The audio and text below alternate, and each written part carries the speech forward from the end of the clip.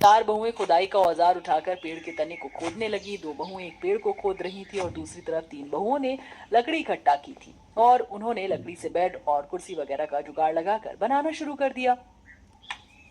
और तीनों बड़ी बहुओं ने मिट्टी को खोदना शुरू किया। कुछ देर तक तो सब कुछ ठीक ही चलता रहा, लेकिन फिर भी सभी को बेहद थकान होने लगी। जो पेड़ की जड़ों और तनों को खोद रही थी, उनके हाथ थकने लगे। अब मुझसे नहीं होगा, मैं बहुत थक गई हूँ। भाभी हिम्मत रखिए, याद कीजिए वो सर्द रात। मुझसे भी अब नहीं होगा। सभी बहुएं हिम्मत हारने लगी कि तभी पूजा बोली, आप सभी ऐसे कैसे हार मान सकती हो? अरे अपने नहीं तो कम से कम माँ जी के बारे में ही सोच लो। कल रात का तूफान हमारे लिए किसी इम्तिहान से कम नहीं था, और अगर हमने आज हार मान ली तो फिर से हमें वही सब झेलना पड़ सकता है। इसीलिए ऐसे पीछे मत हटिए। माना कि ये मुश्किल है, लेकिन ये मत भूलिए कि रास्ता जितना मुश्किल होता है, उसका इनाम भी उतना ही बड़ा होता है। पूजा की बात सुनकर सभी बहुओं ने हिम्मत की और फिर काम शुरू किया। लेकिन सवाल ये था कि आखिर 10 बहुएं ऐसे पेड़ को खोद क्यों नहीं थी? ऐसी क्या मजबूरी आ पड़ी थी उन पर जो उन्हें ये कदम उठाना पड़ा? जानने के लिए चलिए कहानी में पीछे चलते हैं। बहुओं, देखो, मैं पास वाले खेत में से पालक लाई हूँ। पूजा मेरी बच्ची, इस पालक का सूप बनाकर अपनी तीनों गर्भवती भाभियों को दे दे। कुछ और तो अच्छा मैं इन्हें खिला नहीं रही, यही खा लो। माँ, जो भी खाने को मिल जाए इस गरीबी में वही अच्छा है। आप ऐसे क्यों सोचती हो? सही कहा भाभी ने। हुहुहुहुहु। माँ, बहुत सर्दी लग रही है। सही कहा।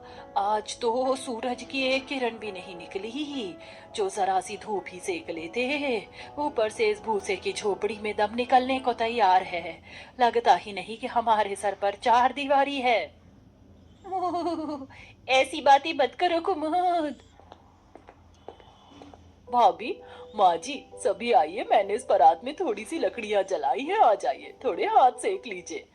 तनु ने झोपड़ी में बीचों बीच परात रख दी जिसमें लकड़ियां जल रही थी। 10 की 10 बहुएं और 11वीं उनकी सास उस आग के इर्द गिर्द बैठ गई और हाथ सेकने लगी।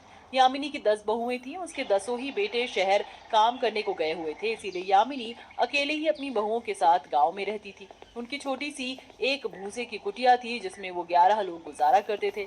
गरीबी में ही उनकी जिंदगी कट रही थी और अब ऐसे में सर्दी आ चुकी थी। भूसे की कुटिया में नाम को भी सर्दी से बचाव नहीं था। बाहर की सारी ठंडी ठंडी हवाएं उनकी कुटिया में आती थी, जिससे बहुओं का शरीर हमेशा कांपता रहता था। यामिनी की 3 बहुएं गर्भवती थी, जिसकी वजह से ये बढ़ती हुई सर्दी उसे बहुत ज्यादा टेंशन दे रही थी। हर रोज यामिनी सर्दी की वजह से घुलती रहती थी। आज भी हाथ सेकते सेकते यामिनी बोली, भगवान, क्या दिन दिखा रहा है तू हमें। अरे मेरी ना सही, लेकिन मेरी गर्भवती बहुओं की हालत पर तो रहम कर दे। इस सर्दी को कम कर दे भगवान। यामिनी ऐसे बोलकर बीच में ही मुंह छिपाकर बैठ गई। 10 बहुओं को अपनी सास की ये लाचारी देख आंखों में आंसू आ गए। कुछ इस तरह कांपते और आग के पास बैठे हुए उन सभी का आज का दिन कटा। और रात को जब वो सभी बोरियां ओढ़कर सोने को लेटी तो एक बेहद ठंडा सर्दी का तूफान आया। माँ जी, माँ जी, कितनी डरावनी आवाज आ रही है बाहर से इस तूफान की। माँ जी, कहीं ये तूफान हमारा घर ही ना उड़ा ले जाए। कैसी बातें कर रही है बहू, शुभ शुभ बोल। यामिनी ने अभी ऐसा बोला ही था कि तभी वही हो गया जिसका डर था। तूफान उनकी भूसे की कुटिया की छत को अपने साथ उड़ा ले गया। छत उड़ते ही ठंडे ठंडे तूफान ने बहुओं को चीरना शुरू कर दिया। बहुत बहुत सर्दी लग रही है माँ। अब बर्दाश्त नहीं होता। 10 बहुओं की आंखों में आंसू आने लगे। वो 10 की 10 इकट्ठा होकर खड़ी हुई थी ताकि ज्यादा सर्द हवाएं उन्हें ना लगी। लेकिन सर्दी इतनी ज्यादा थी कि उनकी हिम्मत टूटने लगी। इसी तरह इंतजार करके सवेरा आया, जिसके बाद सूरज की किरणें तन पर पड़ने से बहुओं को कुछ आराम सा मिला। अच्छा है जो आज धूप निकल आई, कल की ठंड से तो लग रहा था कि जैसे जान ही चली जाएगी। चलो आओ पलक, दिशा, सभी मिलकर उपले बनाते हैं। सर्दी ने जान निकाल दी, लेकिन क्या करे, काम तो करना पड़ेगा।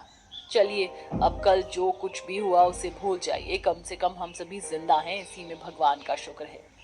माँ, मैं और बेला भाभी जंगल चले जाते हैं, अपना छप्पर सही करने का भी तो कोई जुगाड़ देखना ही पड़ेगा ना। जंगल से थोड़ी लकड़ी वगैरह ले आएंगे तो जुगाड़ से छप्पर बना लेंगे। ठीक है बहुओं, जो तुम्हें सही लगे। यामिनी बेचारी अपने अंदर ही अंदर बेबसी की वजह से घुल रही थी। उसकी बहुएं उपले वगैरह बनाकर बेचती थी, जिससे उसके घर का थोड़ा बहुत खर्चा चलता था। श्वेता, तानी और कुमुद को छोड़कर सभी बहुएं उपले बनाने में ही जुट गईं और बेला और पूजा दोनों जंगल आ गई। जंगल काफी घना सा था और वहां एक नदी भी बहती थी, जिसके पास मोटे मोटे तने वाले बड़ी बड़ी शाखाओं वाले काफी सारे पेड़ भी थे, जिन पर सांप, गिलहरी, चिड़ियों ने बसेरा बनाया हुआ था। ये जंगल कितना डरावना है पूजा, जरा यहाँ के पेड़ देखो। जल्दी से यहाँ से लकड़ी लेकर चलते हैं। एक मिनट रुको भाभी, आप पेड़ों को देखकर मत डरो। जरा पेड़ों की जड़ों, इसके तने में बसेरा बनाए हुए जानवरों को देखो। देखो उस गिलहरी को, इसने इस बड़े पेड़ को काट काट कर अपना कितना सुंदर घर बनाया हुआ ना। और इस सांप को देखो, ये कैसे इस पेड़ की जड़ में जा रहा है। इनके पास हम इंसानों से अच्छा घर है रहने को, जहाँ ठंडी हवा नहीं लगती है। सही कहा, अगर इन्हें देखा जाए तो हम कह सकते हैं कि हमारी जिंदगी तो इन जानवरों से भी बदतर है। भाभी, इन्हें देखकर दुखी मत होइए, मेरा ये मतलब नहीं था आपको इन्हें दिखाने का। मैं तो बस इसके जरिए आपको एक आइडिया देना चाहती थी। क्यों ना हम भी अपना घर पेड़ों पर ही बना ले। क्या? कैसी बातें कर रही हो, ये असंभव है। आप ऐसा सोची हुई हैं, इसीलिए आपको लग रहा है। जुगाड़ वाली नजर से देखो भाभी, ये थोड़ा सा अटपटा जरूर है और मेहनत भी लगेगी, लेकिन ये संभव है, हम कर सकते हैं। पूजा के बोलने पर बेला को भी समझ आने लगा और वो दोनों खाली हाथ ही जंगल से लौट आईं और अपनी सास को पेड़ों में ससुराल बनाने के बारे में बताने लगी। बहुओं, कैसी बातें कर रही हो, भला पेड़ में कोई घर बना सकता है क्या? पेड़ पूरा ठोस होता है। हाँ माँ, बना सकते हैं। जब जानवर ऐसा कर सकते हैं तो इंसान क्यों नहीं। हाँ माँ, मुझे भी थोड़ा थोड़ा समझ में आ रहा है, लेकिन मुझे कुछ भी समझ नहीं आ रहा बहुओं। ठीक है, जो करना है करो।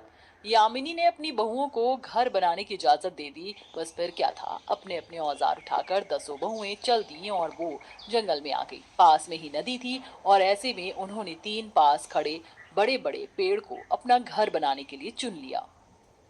देखो, हम तीनों गर्भवती हैं, इसीलिए हम खुदाई का काम नहीं कर सकते, लेकिन हाँ, हम मिट्टी जरूर ले आएंगे और हम घर इस तरह बनाएंगे। इन तीन पेड़ों में हमारा घर होगा। पेड़ में हम एक दरवाजा और खिड़की लगाएंगे और तने को नीचे से खोदते हुए सीढ़ियां बनाएंगे और इनकी फैली हुई जड़ों में हमारा घर और रसोई होगा। अच्छा ठीक है, तो चलिए हम पेड़ को खोदना शुरू करते हैं। चार बहुएं खुदाई का औजार उठाकर पेड़ के तने को खोदने लगी। दो बहुएं एक पेड़ को खोद रही थी और दूसरी तरफ तीन बहुओं ने लकड़ी इकट्ठा की थी और उन्होंने लकड़ी से बेड और कुर्सी वगैरह का जुगाड़ लगाकर बनाना शुरू कर दिया। और तीनों बड़ी बहुओं ने मिट्टी को खोदना शुरू किया। कुछ देर तक तो सब कुछ ठीक ही चलता रहा, लेकिन फिर भी सभी को बेहद थकान होने लगी। जो पेड़ की जड़ों और तनों को खोद रही थी, उनके हाथ थकने लगे। अब मुझसे नहीं होगा, मैं बहुत थक गई हूँ। भाभी, हिम्मत रखिए, याद कीजिए वो सर्द रात।